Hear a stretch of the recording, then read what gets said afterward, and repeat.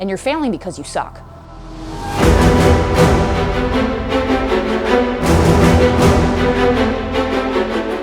Hello friends, welcome back to the channel. If you are new here, my name is Sarah and I make videos about health and fitness and all of those things, endurance sports. So if you're into that sort of thing with a healthy dose of sarcasm and sass, you've come to the right place. Go ahead and click those buttons down below. I'm wearing my sassy pants today, so I'm ready. I have no idea what's wrong with me. For those of you who continue to come back for this, I don't understand it, but I appreciate it, okay? I need to do something about this. Anyway, I'd appreciate if you hit the buttons. It does make me feel better about my stupidity sometimes. But today we are talking about Zwift Academy again. This is not going to be a workout video. If you haven't caught the workout number 1 video, I will link that down below. If you're going to workout number 1, it might help you to be prepared for that. But this video, I want to take a more holistic look at the program. I'm getting some feedback in these videos about some confusion or some frustration with the fact that this program starts very hard.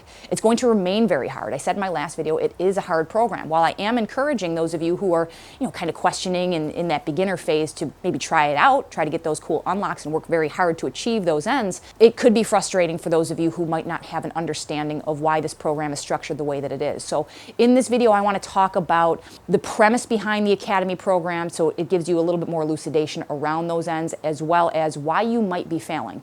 And you're failing because you suck.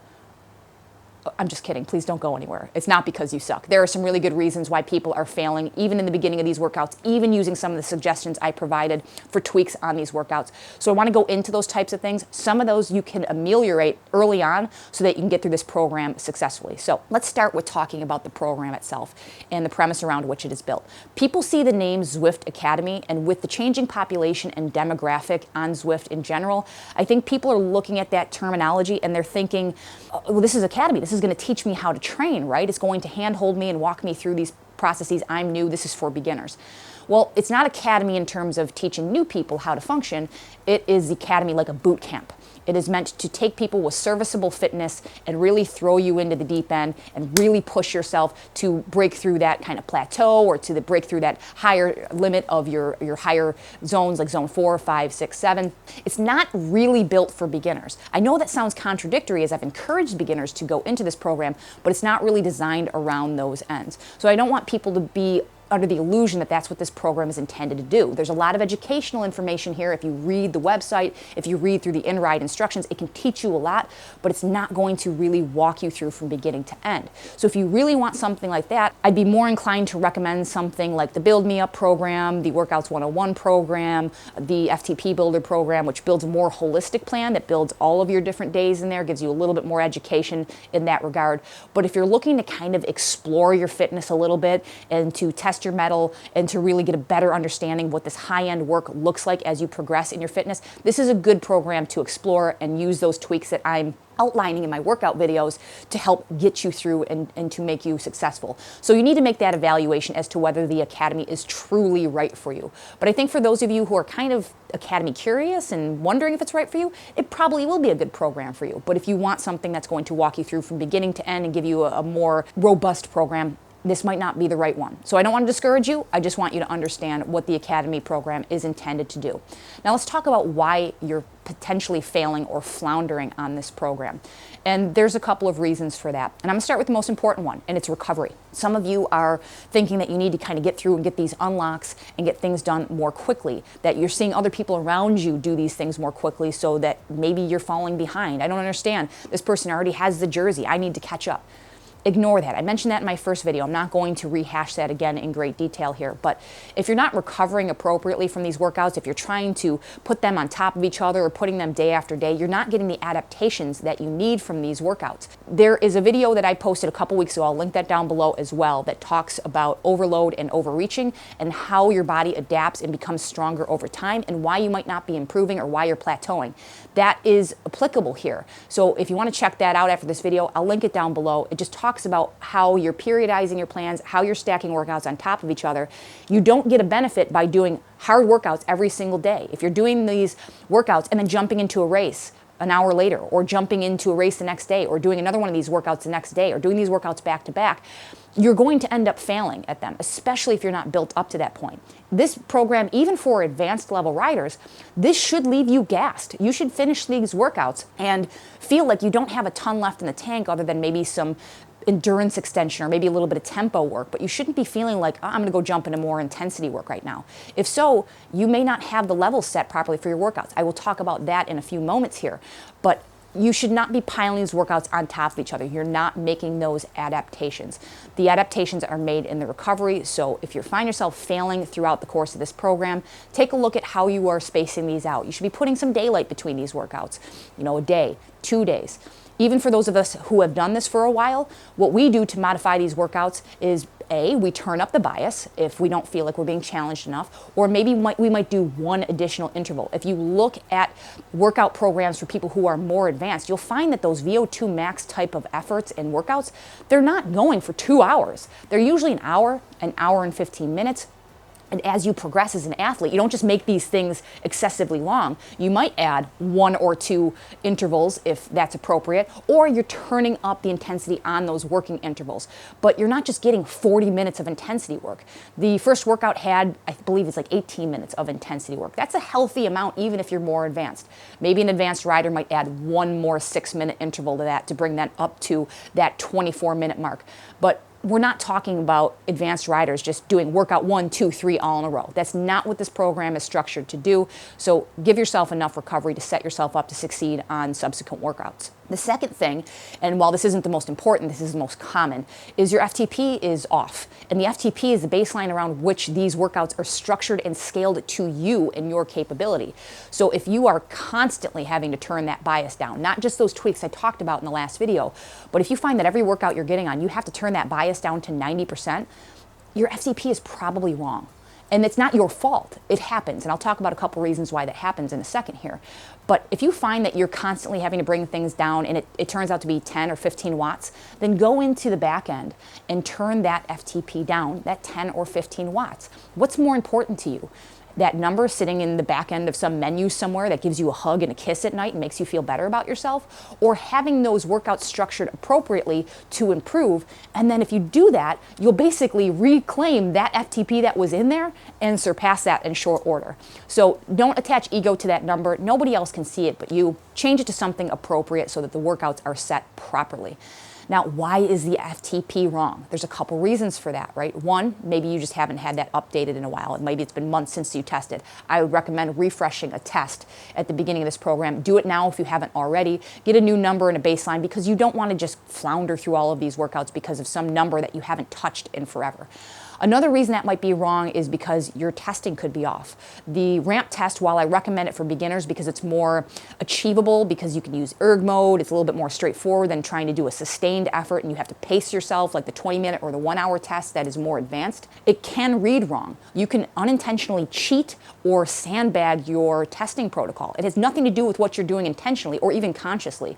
The way that test is structured, and I want to do a video about FTP more in detail here soon, but the way that the ramp test is structured, there is a potential for people who have a stronger potential push through anaerobic level work to brute force their way through the steps there anaerobically. And understand that FTP and your lactate threshold, that is an aerobic process. So if you're working mostly anaerobically during that test, you're pulling that number up falsely and you're going to have an artificially high number. Then what does that mean? It means that your workouts are set up so that your VO2 max level efforts might be an entire zone too high. Your FTP values may be set in what is truly your VO2 max. So that's making those workouts not very achievable. You didn't do this on purpose. This is not your fault. The ramp test really covers the lion's share of people, the meaty part of the bell curve, but there is still a great number of people who live at those tails. There's 2 different versions of that ramp test, a light and a regular, because they figured out at some point that smaller athletes or women or people who don't have a highly cultivated high end but are very strong in that kind of time trial zone, in that threshold zone,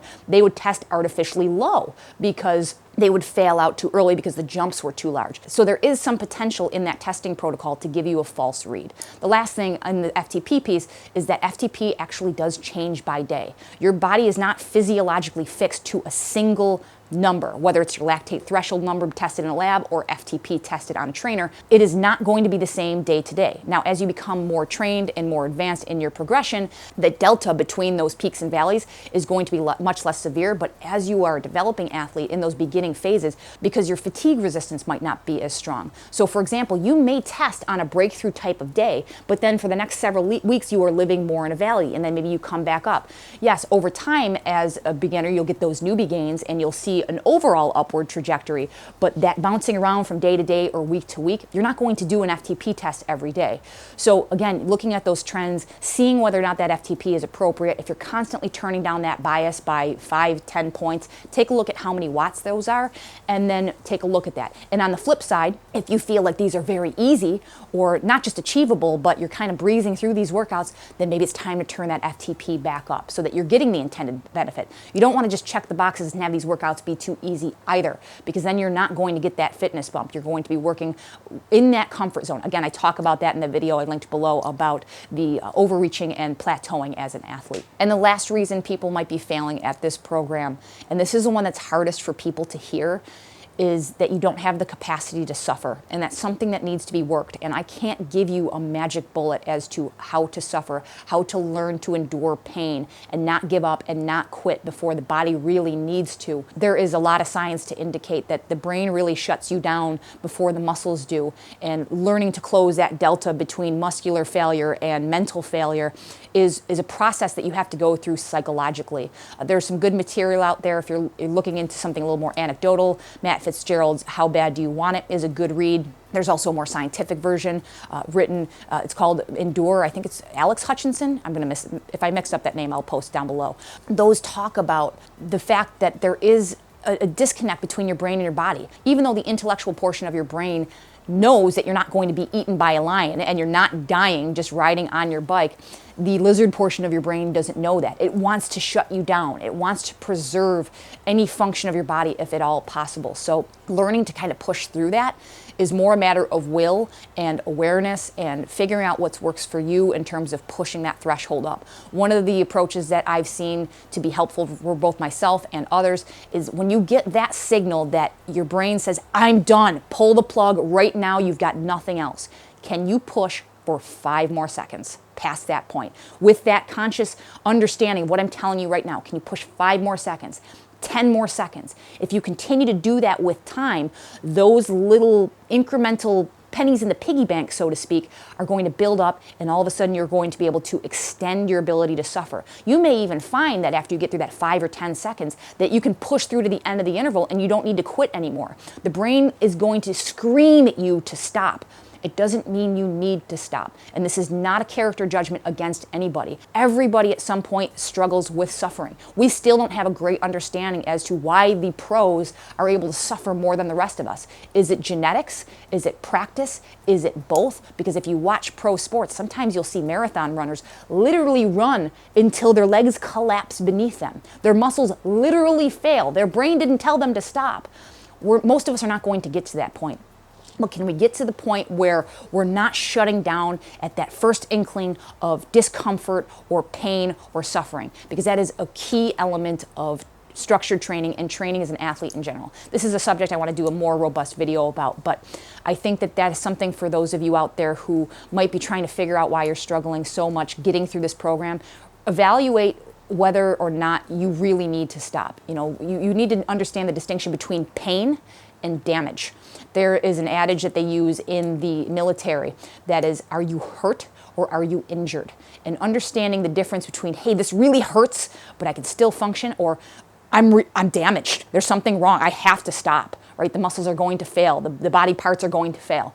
Getting a better relationship with understanding the distinction is going to be a lifelong process, and most of us will never completely understand that, but you can make progress and it will help you to get through programs like this. But those are the big 3 categories of reasons why I think people might be struggling through this program. Understanding intention, FTP being inaccurate, and your ability to suffer. So if you can look at those types of things, and if you have any questions about those types of things, let me know in the comments below so that we can work through this program together, because I'd like to get everybody through this successfully. So if you liked this video or got any value out of it, if you wouldn't mind hitting that thumbs up button, subscribe if you haven't already, and as always, I will catch you in the next one. See ya.